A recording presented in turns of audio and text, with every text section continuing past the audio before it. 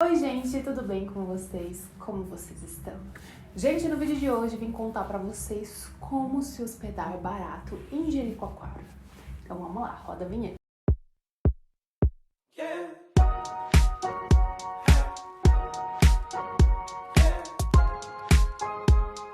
Pra quem não sabe, eu estive agora em julho em Jericoacoara. E aí, gente, recebi um monte de perguntas sobre Jericoacoara. Eu fiz uma playlist pra vocês, mostrando todos os meus dias praticamente lá, gente, olha. Gravei, hein? Então, vamos lá, ajudem a criadora de conteúdo, pelo amor de Deus. Acessem a playlist aqui em cima, assistam os outros vídeos. E vamos lá. Inclusive, já quero responder uma pergunta de começo aqui, que não tem a ver com a hospedagem, mas sim com o clima. Gente, Jericoacoara, todo mundo fala assim, Jericoacoara tem sol todos os dias. Não tem. Não tem, porque inclusive nos dias que eu fiz passeio não tinha sol. Justamente nos dias. Então, assim, o menino me falou bem assim, num comentário. Quando que você foi que não teve nada de sol, então eu não quero ir nesse mês que você foi. Gente, a questão do tempo não é época, é sorte. Porque esses foram os únicos dias que não fez sol. Justamente os dias que eu fui fazer passeio. Depois, eu até agradeci. Porque, gente, mesmo não tendo sol, eu me queimei muito. Muito, muito, muito. E eu acho que se tivesse sol, arriscaria até eu pegar uma insolação assim. Então, se você é muito branquinha, tem a pele muito delicada, assim, olha, invista num protetor fator 50, 60, porque olha, o sol de lá é forte, hein, gente? É muito forte. Mas enfim, então a questão do clima, gente, tá sempre calor, realmente, é sempre calor, sempre abafado, mas de vez em quando o dia fica sem sol e não tem muito o que fazer, tá? Em relação à hospedagem, vamos lá. É muito comum que nós, quando vamos viajar, por exemplo, eu sou do sul e eu fui pro Nordeste, gente, eu praticamente cruzei o país. E assim, eu não tinha noção nenhuma de como chegar lá, assim, eu fui basicamente pelo que eu aprendi na internet. E é muito difícil quando a gente vai para um lugar que a gente não tem noção nenhuma, assim, nem noção da vila, noção do espaço, noção de casas e etc. Mas aí, gente, o que eu fiz? Eu comecei a procurar pacotes. E eu já vou te dizer assim, gente, que 80% das vezes não compensa você comprar um pacote de hospedagem, tá? Porque você vai pagar, assim, tipo, 5 vezes mais caro do que se você pagar a parte. Nina, como é que eu vou pegar uma casa à parte se eu sou do sul, por exemplo, e não tenho contato com nada no Nordeste? Gente, existe um aplicativo chamado Airbnb, tá? Eu vou colocar uma fotinha do aplicativo aí pra vocês. Esse é o melhor aplicativo de hospedagem que tem. Por que acontece, gente? As pessoas anunciam no Airbnb, eu acredito que aí a taxa que elas têm que pagar pela plataforma é muito mais em conta. Então, logo, as hospedagens são mais em conta. Então, você consegue, por exemplo, encontrar casas para você se hospedar em Jericoacoara. O que você tem que cuidar muito, gente, porque às vezes as pessoas não colocam na descrição da reserva que a casa é compartilhada. E isso é muito comum em Jeri. Então, antes de você fazer a sua reserva, lá no aplicativo tem um campo que você faz uma pergunta para o anfitrião, que é o responsável pela casa. Você já pergunta para ele, fulano, a casa é particular ou compartilhada? Você tem que perguntar isso. Se você não se importa de dividir a casa com mais pessoas, ótimo, porque geralmente as casas que são compartilhadas ainda são mais baratas a diária, né? Então vai depender disso também, se você quer ficar numa casa compartilhada ou se você quer ficar numa casa particular. Aí você tem que perguntar lá pro anfitrião, tá? Em relação ali ao Airbnb, você tem que ficar esperto, por quê? Porque se você fizer a reserva e não pagar uma taxa de cancelamento, se você tiver que cancelar, você perde seu dinheiro. Então, por exemplo, a princípio a minha viagem era para ser agora em novembro, né? Mas aí, por conta da empresa da minha mãe, eles anteciparam para julho. E eu dependo dela para eu viajar. Porque como eu sou personal, então eu faço os meus horários. Se eu quiser sair de férias, eu saio, enfim. Mas ela não, né?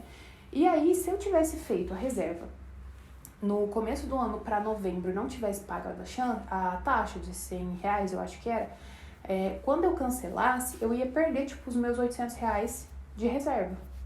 Entendeu? Então, assim, se você ainda não tem certeza se vai dar tudo certo, se você vai conseguir fechar o seu pacote naquela data, é melhor pagar essa taxa, porque daí você tem reembolso total do valor. Agora, se você tem certeza absoluta que por nada nesse mundo vão cancelar suas férias ou que você vai ter que adiar, aí você não precisa pagar a taxa de reserva. Você paga só a taxa de hospedagem mesmo e aí fica por isso mesmo, ok? Ah, Nina, como é que eu vou me situar em relação ao local da vila que eu vou ficar? Gente, o que vocês têm que entender da vila é o seguinte. A vila, ela tem lá as 4 ruas principais, né? Só que andar na vila não é longe. Então, o que acontece? Às vezes você vai pagar muito mais caro se você ficar hospedado ali nas ruas principais do que ficar outras ruas pra frente. Tipo, a vila, ela é pequena, gente.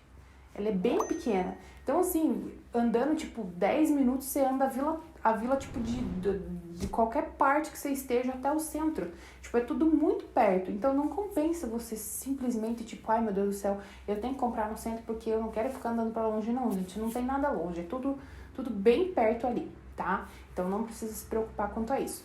Aí, é claro que se você quiser ficar, de repente, pegar por pacotes, aí tem pacote que você já consegue o aéreo junto.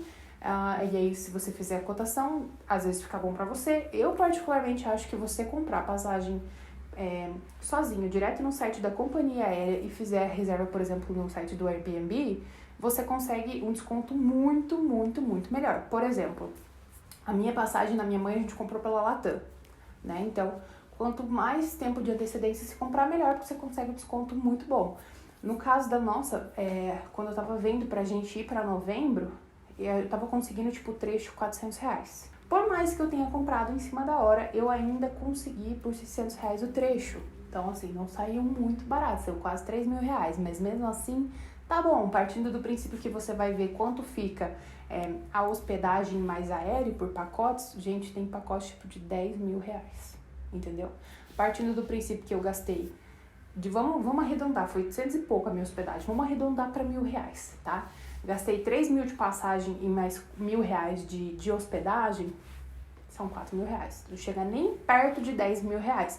Ah, Nina, mas aí se você tá em casa, você tem que comprar comida. Sim, gente, mas mesmo assim, nem se compara, entendeu? Mesmo que você ganhe o café da manhã do hotel, tipo assim, o café da manhã é um valor super barato. Inclusive, ali em Jeri, perto da rua principal, tem uma confeitaria que é tipo R$20 o café da manhã livre, entendeu? Tipo um café colonial.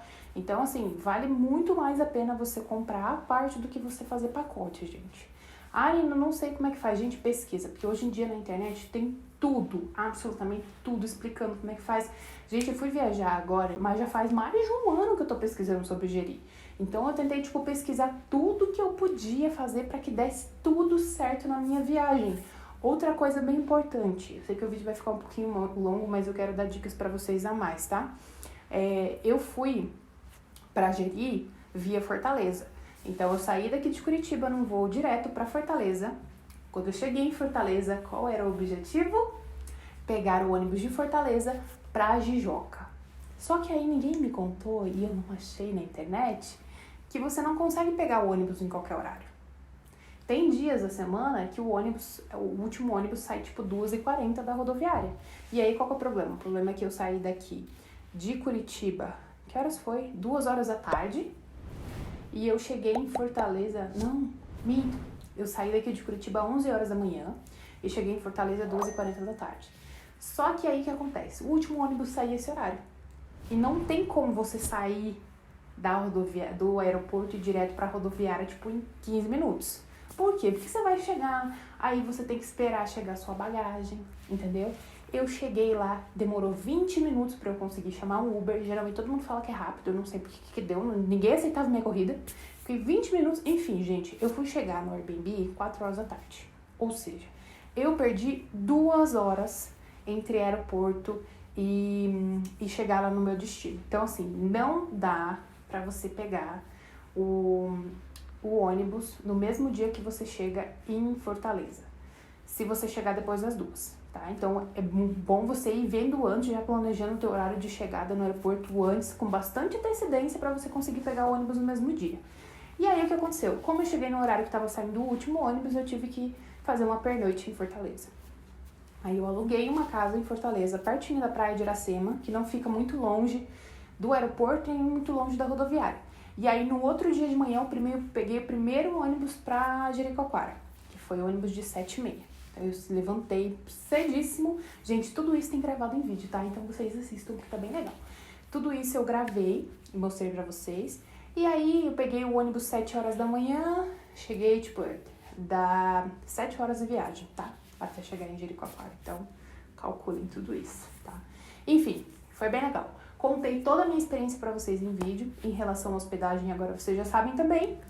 E eu acho que é isso, gente. Acho que eu não tenho muito mais o que eu contar pra vocês. Já tô dando umas dicas a mais aí pra ajudar vocês também. Se vocês tiverem alguma dúvida, deixa pra mim aí na descrição que eu vou fazer de tudo pra ajudar vocês, tá bom? Então é isso, gente.